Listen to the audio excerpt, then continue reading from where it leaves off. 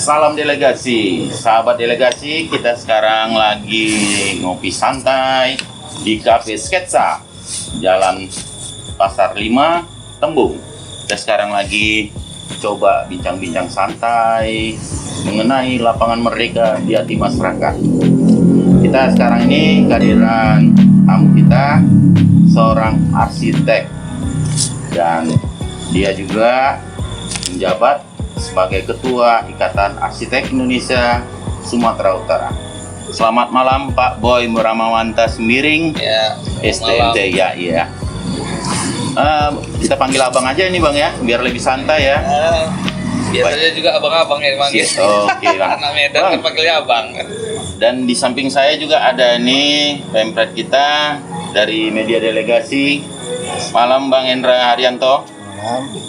Jadi kita ini Bang, kita coba mendengar ulasan ini Bang mengenai bagaimana sih lapangan merdeka saat ini di hati masyarakat Sumatera Utara, khususnya Kota Medan. Menurut Bang Boy gimana Bang sekarang lapangan merdeka di hati masyarakat Kota Medan itu sendiri Bang? Tapi gini, sebelum ke Bang Boy, Ya. perlu kita tambahkan ini Bang. Iya. Ini kan saat ini lapangan merdeka lagi ada gugatan di Oh, ada gugatan ini Bang ya? Dan itu adalah koalisi masyarakat sipil Medan Sumatera Utara yang melakukan gugatan civil lawsuit. Civil lawsuit Bang ya? Artinya mengarah bahwa Kota Medan ini lapangan merdekanya harus dikembalikan kepada cagar budaya atau diarahkan menjadi sebuah cagar budaya. Iya. Dan ini kan banyak harapan masyarakat yang pro dan kontra. Kalau koalisi masyarakat sipil Kota Medan ini lebih cenderung kepada cagar budaya, lebih cenderung kepada agar lapangan merdeka ini dijadikan cagar budaya. Cagar budaya Bang ya? Alam. Jadi di sini kami kan datang ke Abang selaku Ketua Ikatan Arsitek Indonesia Sumatera Utara, mungkin bisa memberi masukan kepada masyarakat yang memang pro dan kontra terhadap keberadaan lapangan merdeka ini. Menurut Abang, bagaimana sih idealnya lapangan merdeka di Kota Medan ini? Apakah memang harus cagar budaya atau dibangun seperti kesan metropolitan? Kira Bang Boy bisa menjelaskan untuk pencerahan bagi masyarakat. Silakan Bang. Ini kan kita cukup jauh ya jaraknya. Iya, Jadi nggak apa-apa lah saya aturan prokes terbuka ya. Kan Oke, Bang. prokes kita ada hampir Siap. 2 meter nih. Ya. Ya, oke. Aduh. Iya, jadi sebuah kota memang wajib atau harus memiliki ruang terbuka. Ya, jadi ruang terbuka kota. Lapangan Merdeka ini kan memang adalah salah satu ruang terbuka kota yang paling utama ya, yang ada di Kota Medan. Jadi kalau secara sejarah pun memang Lapangan Merdeka ini menjadi inti kota yang dimana waktu itu pusat dari seluruh kegiatan kota itu ada di Lapangan Merdeka. Lapangan merdeka. Iya, jadi itu berjalan terus ya. Jadi selama kota itu hidup, maka lapangan terbuka, ruang terbuka kota itu dibutuhkan. Nah, ya, jadi kalau kita tanya misalnya saat ini masyarakat Medan membutuhkan ruang terbuka kota yang sangat, bahkan kalau berdasarkan peraturan dalam tata ruang kita harus punya 30% dari luas ruang kota kita harus terbuka hijau. Nah, jadi kalau kita lihat saat ini lapangan merdeka kita ini eksistensinya, kehadirannya di kota itu menurun, rasa kehadirannya. Bang. Kenapa kita bilang menurun? Karena memang kalau namanya ruang terbuka kota kan dia ya terbuka. Siapa saja ya Bang ya boleh menikmatinya. Terbuka itu kan luas ya. Iya. Secara visual dilihat terbuka. Iya. Aksesnya ke dalam pun terbuka. Jadi kita pun mudah mencapainya gitu kan. Bukan sekelompok orang saja yang Misalnya ya orang punya kemampuan ekonomi, Tempatnya ya. ya kuat ekonominya baru berani duduk misalnya gitu kan. Nah harusnya ini terbuka lah dia gitu. Gitu. Nah jadi kalau kita tanya misalnya ke masyarakat apakah meminati lapangan Merdeka, ya sangat meminati. Iya. Pasti sangat meminati. Cuma ya kita lihat sekarang ya nggak seterbuka seperti dulu kan, ya kan. Gitu. Dulu kalau kita kan kurasa anak-anak, hampir semua anak-anak itu Bisa bermain sana. sore dibawa orang tuanya ke lapangan Ya. Merdeka, main-main dan lain-lain ya. Sekarang kalau bukan orang Medan mungkin ya nggak nampaknya itu, nggak lihatnya itu ada lapangan di belakang bangunan-bangunan itu kan. Artinya nggak tahu lagi mana pintu masuknya, mana ininya, jadi tertutup bang gitu bang ya. Gedung-gedung itu udah banyak ya. Jadi gini bang, kalau yang abang bilang tadi terbuka, apakah maknanya ini bahwa saat ini kan di sana ada banyak kapi, Ya, sehingga ini kan menutupi asrian atau menutupi lapangan Merdeka itu sendiri. Dan masyarakat mungkin yang bukan kota Medan, masyarakat yang bukan kota Medan atau pendatang, dia tidak tahu kalau di situ itu lapangan Merdeka. Ada kesan bahwa masyarakat tidak yang di luar kota Medan tidak akan tahu kalau di situ lapangan Merdeka. Jadi apakah yang menurut abang terbuka ini apakah tidak layak adanya di situ tapi yang terlalu padat? Gimana menurut abang? iya. Jadi kalau kita bicara tentang terbuka, tentu memang harusnya idealnya memang ada beberapa fasilitas yang mendukung kegiatan di lapangan Merdeka itu ya. Tapi tentu dia bukan menjadi ikon yang utama, dominan ya kan. Sekarang kalau kita bilang mungkin lapangan Merdeka orang nggak tahu, kalau orang Medan yang bukan orang Medan nggak tahu, tapi mohon maaf Merdeka Walk orang tahu gitu. Nah jadi artinya ternyata kelompok bangunan ini mengalahkan ya. citra ruang terbuka kota itu sendiri gitu Iya, kan. iya. Nah itu dilihat dari mana? Dari visual. Boleh ya. Ya kan secara kita lihat lah, dulu kan kalau lapangan Merdeka itu ya satu ruang terbuka itu kan kalau kita pengen ke kota-kota lain gitu kan itu yang dominan pohon-pohon yang besar, terus mata kita lepas Ada memandang, lapangan hijaunya kan? di Iya. tengah.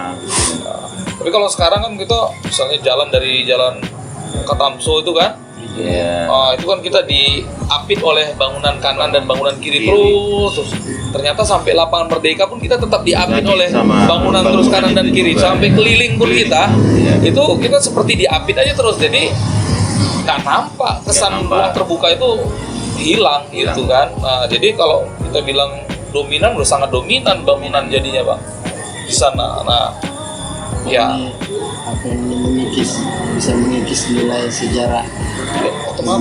otomatis bang. Jadi yang saya sampaikan tadi di awal kan, eksistensi lapangan Merdeka itu turun, itu ya, eksistensinya turun terhadap kota. Padahal Sebagai nilai sejarah turun dia ya. di tempat-tempat lain atau di negara lain bahkan kan ini sebuah kawasan terbuka itu malah dia meningkat eksistensinya. Apalagi kita lihat kan bangunan-bangunan di sekeliling lapangan Merdeka ini kan sudah mulai bertumbuh kan. Nah seharusnya malah lapangan itu makin terbuka supaya dia makin muncul sebagai ya oasis lah di tengah-tengah kepadatan kan. Baik dari sisi udara ya, oksigen, dari sisi visual yang kita sempit-sempit jadi terbuka gitu kan. Terus dari sisi orientasi, jadi kalau kita orang bukan misalnya pendatang mengenali satu tempat itu kan dengan lebih mudah daripada kita dilapisi oleh bangunan ya. Dengan ini lapangan Merdeka, ini lapangan, jadi kemanapun kita bisa dalam pemetaan otak sendiri itu dalam perjalanan, sebelah sana lapangan. Nah gitu, berorientasi gitu pada lapangan gitu. Bisa menjadikan titik nol kalau dia kesasar lah istilahnya. Betul, ya. Jadi benchmarknya kota titik nol ya bang. Memang kan itu pun titik nol kota Medan kan. Iya. Nah, jadi menguatkan itu. Jadi citra kota Medan itu, apalagi kayak sekarang kan, tamu-tamu ke kota Medan dari Kuala Namu kan, dari Serdang itu kan langsung pakai kereta tuh Bang, iya kan, sampai di di stasiun kereta kota Medan kan. Nah itu kan langsung ke itu kan sebagai berhadapan ya kan, sebagai yang welcoming area. Iya kan, jadi welcomingnya udah kita lihat di sana udah bangunan lagi ya kan, terus bangunannya pun kita lihat nggak tertata dan lain-lain kan. Ini kan penurunan citra kota kalau menurut saya gitu. Bang Boy, tadi Abang nyinggung mengenai lapangan Merdeka itu awalnya adalah identik dekat dengan cagar budaya. Nah, untuk saat ini Bang, lapangan Merdeka itu menurut Abang ketika akan mau dikembalikan jadi suatu kawasan yang cagar budaya, siapa sih pandangan Abang terhadap hal itu Bang? Iya, jadi kan kita tahu ya ada beberapa yang sekarang lagi rame-rame juga tuntutan teman-teman di koalisi masyarakat sipil itu ya, tentang harapan untuk lapangan Merdeka ini ditetapkan menjadi sebuah cagar budaya. Jadi kita tahu bahwa memang perlu ada satu regulasi yang ditetapkan oleh kota terhadap lapangan Merdeka, supaya persepsi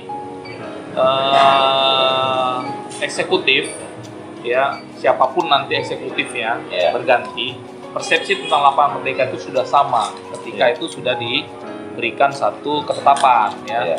Cagar budaya sebagai cagar budaya rasanya itu adalah hal yang paling tepat ya. Karena apa? Karena secara sejarah pun lapangan Merdeka adalah tempat di mana masyarakat Sumatera Utara di Kota Medan mendengarkan deklarasi proklamasi pertama ya kemerdekaan kita. Jadi itu udah sangat penting. Kemudian dari sisi bukan itu saja, tapi dari sisi sejarah terbentuknya Kota Medan ya, dulu itu Kota Medan lapangan Merdeka itu kan Esplanade namanya ya, Esplanade. Jadi secara sejarah pun itu memang sangat penting ya proses pembentukan kota itu di situ. Jadi tentu itu para ahli ya bisa mengkaji itu yang bisa ditetapkan sebagai cagar budaya. Sehingga kalau nanti itu menjadi regulasi atau ditetapkan dia menjadi regulasi, ada ada kriteria-kriteria dalam melakukan intervensi terhadap cagar budaya. Nah, jadi itu saya pikir menjadi harapan teman-teman, dan saya rasa itu adalah satu keputusan yang baik ketika nanti Kota Medan atau hakim menetapkan itu menjadi cagar budaya. Karena waktu kan akan berjalan terus, orang berganti terus, maka harus ada satu regulasi yang jelas sehingga kebijakan apapun yang dilakukan terhadap lapangan Merdeka itu sudah ada kriterianya. Jadi cagar budaya itu saya rasa tepatlah ditetapkan itu. Dan menurut pemerintahan Bang, sebenarnya tuntutan ini sudah berjalan sebelum ada pemerintahan Kota Medan yang baru ini ya.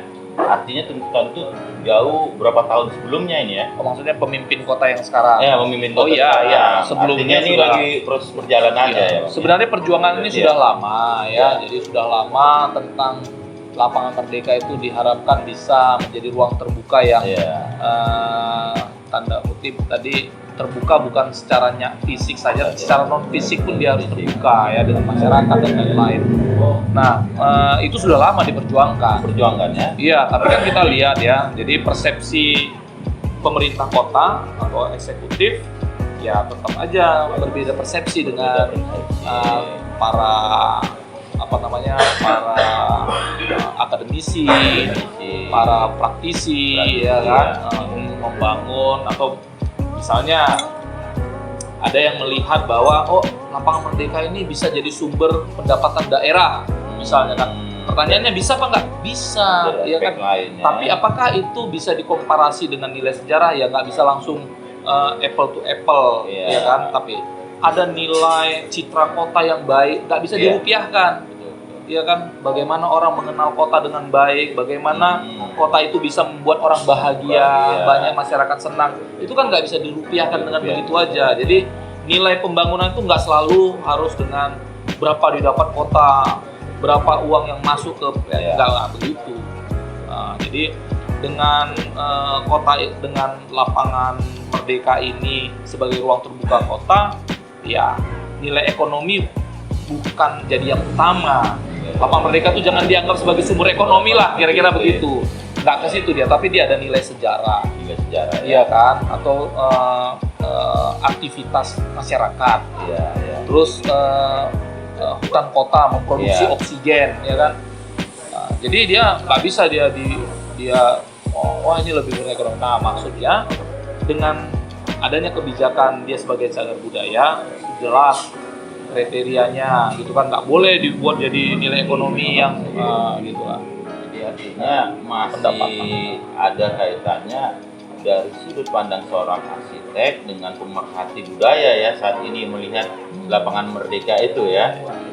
Iya, jadi kan kita ngelihat ya, saat ini kan banyak aktivitas ya, sore-sore hari gitu, kalau kita jalan-jalan gitu kan, anak-anak bermain ya. Malah kita harapkan lebih banyak. Jadi komunitas anak-anak misalnya main sepeda, kemudian kan ada anak-anak latihan menari, atau Kota Medan ini kan kalau kita lihat sejarahnya, sejarah Kota Medan atau melihat itu kan sebenarnya dulu di situ ada Griten namanya bang. Ya, Griten itu salah satu bangunan arsitektur Karo lah ya. Nah, sebenarnya itu sebagai identitas juga. Kota Medan ini juga kan ada kaitannya dengan budaya-budaya yang lokal, kearifan lokal ya. Iya, jadi yang mendirikan Kota Medan itu kan Guru Patimpus kan, Sembiring ya. Jadi ya seperti itu. Jadi identitas itu dikembalikan. Jadi orang juga paham bahwa kota ini punya sejarah. Ada proses di mana pendirian kota awalnya seperti apa. Nah, itu yang harusnya menjadi kekayaan. Bangunan-bangunan yang modern, yang besar, ya nggak apa-apa, dia ada di samping Kota Medan. Terus itu pun harus ada regulasi di situ. Ada regulasi ditetapkan oleh pemerintah ya, pokoknya ada aturan. Misalnya kalau ini menjadi kawasan kayak Kesawan, keliling kota, keliling lapangan Merdeka, itu karakter desain bangunannya itu mendukung sebagai satu kawasan cagar budaya, gitu kan. Jangan tiba-tiba dia jadi tidak ada aturan, gitu kan. Sesuka-sukanya, jangan begitu. Dibuatlah aturannya. Khusus koridor lapangan Merdeka keliling ada aturan jarak bangunan, tinggi bangunan, atau karakter tampilan bangunan, ada aturannya, kan gitu ya. Supaya membantu menguatkan si eksistensi lapangan Merdeka. Itu juga mungkin itu harapan abang selaku arsitek juga kepada bangunan-bangunan lain ya di Kota Medan ya, selain lapangan Merdeka juga harapannya jangan terganggu dengan tadi hanya berpikir secara ekonomi ya, tapi berpikir juga harus bagaimana sih penataan kota itu dilakukan dengan melihat berbagai aspek ya. Nah, kira-kira bang, jika pemerintahan nanti ini bang, harapan bang, ketika membuat satu regulasi, kira-kira bisa melibatkan tenaga ahli apa aja yang bisa dilibatkan untuk menata Kota Medan ini bang? Saya rasa sebenarnya kalau pemerintah kota itu udah tahu siapa yang harus dilibatkan, cuman ada will-nya enggak gitu kan, kemauannya ada apa enggak gitu kan. Ada ahli planologi, ada arsitek, ya kan, ada ahli budaya, ya kan. Bahkan kalau di Kota Medan sendiri itu sebenarnya udah ada tim ahli cagar budaya, ACB, sudah ada. Ada tim ahli bangunan gedung sudah ada juga. Jadi ini suatu hal yang baik juga ya. Itu salah satu prestasi lah saya rasa dari dinas Perkim Kota Medan ya. Namun bagaimana regulasi tadi ya ditetapkan sehingga persepsi terhadap tempat itu sudah sama, karena dengan ditetapkannya dia menjadi cagar budaya jelas kriteria memegang cagar budaya itu atau namanya mengintervensi cagar budaya itu udah ada kriterianya. Ada undang-undang cagar budaya. Oh, ada undang-undangnya juga. Iya, sebenarnya, Bang, terus ya? nanti ada orang-orang yang memang cukup expert lah dalam Berkompeten di dalam itu ya. Iya, gitu. Ya harus pakailah orang yang memang Iya. kompeten gitu ya. Diajak bekerja sama. Artinya jangan ada sudah dilakukan, kemudian jadi ada lagi tuntutan-tuntutan seperti ini, Bang, ya. Artinya ketika dilakukan sesuatu udah terpikirkan atau terencana dengan baik dan benar gitu, Bang, ya. Iya, Ke ya. depannya ya. Mungkin itu yang bisa kita coba mendengar ulasan dari Pak Boy Sembiring selaku seorang ahli arsitek profesional, dan saat ini beliau adalah ketua Ikatan Arsitek Indonesia Provinsi Sumatera Utara.